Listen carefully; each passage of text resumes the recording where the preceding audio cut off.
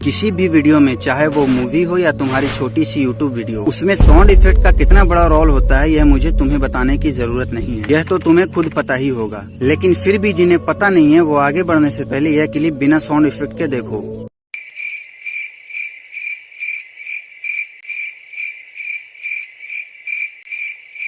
और अब sound effect के साथ देखो।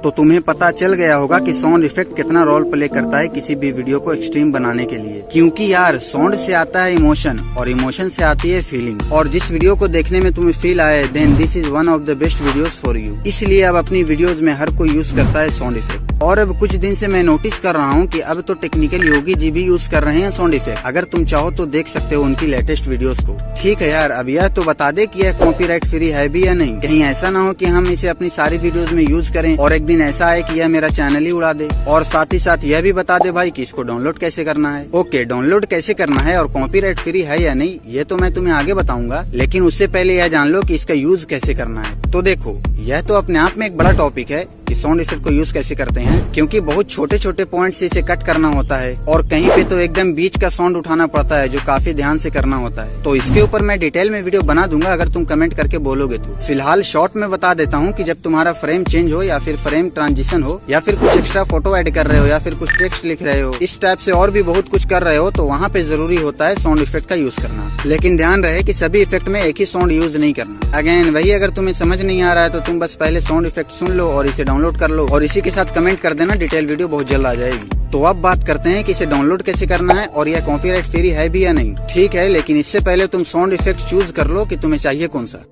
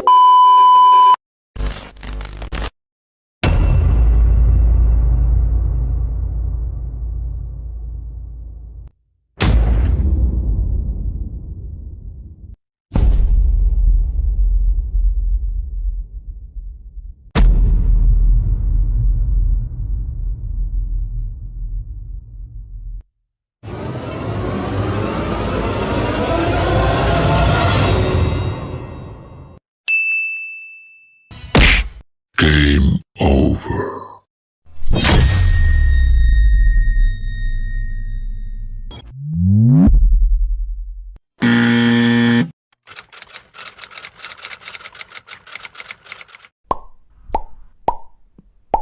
A few moments later.